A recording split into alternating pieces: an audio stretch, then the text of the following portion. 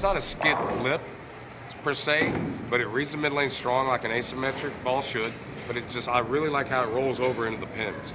It just runs them over when it gets down there. Yeah, it goes through the pins really nice. It goes through the pins the right way. But you're right, I'm with you. It really chews up in the mid. Yes. But what's amazing is how super clean for an asymmetrical ball it is through the front part of the lane.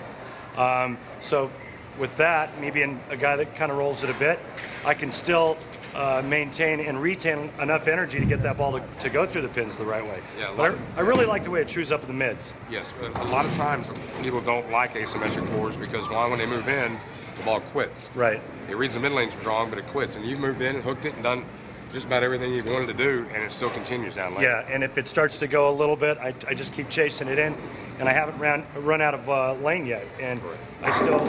I'm standing now on like 39. I still have about 6 or 7 more left to go before I have to dodge the ball return. And the ball is showing no resemblance of a ball that's losing any energy. Correct. So it looks phenomenal from start to finish. Let's talk just a little bit about just pin carry, what we were seeing as far as the pins moving around. What did you notice about his pin carry?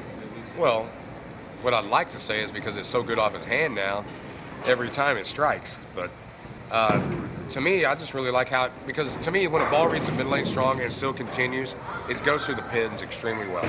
And that's been the secret of all time to me, to get your ball read soon enough, but it still has to continue down lane. And if it does that, you slap the tins, you rip the racks, you get all the off hits. And that's what this ball is doing. Yeah, I've thrown like 30 shots and I've left 2 10 pins, and that's it. Correct. So I've got 28 out of 30, without exaggeration. And so you're right, Del. I mean, you got to get it to true up soon enough, not early.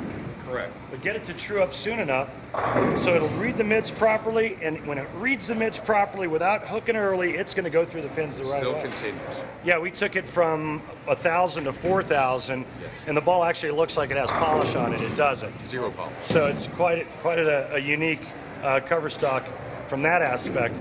But there's no hook early in that cover. No. You know, the other thing about it is the change of direction down the lane is not that big sharp L.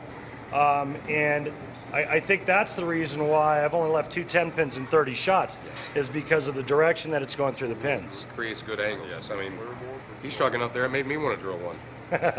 You better get one in your hands quick. Yes. It's definitely a great ball for your average league bowlers, your high average league bowlers. Obviously, I made it look pretty good, or maybe I should say the ball made me look pretty good. But yeah, it's versatile.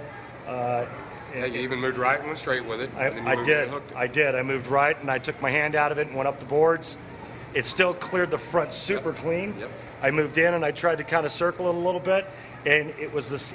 For me, it just kind of went through the front part of the lane the same way every time, no matter what I did with my hand. Yes. And we're kind of on a high friction surface too. Right. And we're on a high friction surface, and it cleared the fronts, no matter if you're going straight or moved in and over. Right. And so what I like about that asymmetrical core is that when I'm going straighter with and I take my hand out, I move right and I get into a little more of the dry part of the lane, but the core is strong enough to read the mids, no matter if I'm going really straight and firm or if I move in and start circling. Yep. Introducing the Lucid from Storm Products. See what the pros are saying on Twitter, #StormLucid. Available October 2nd.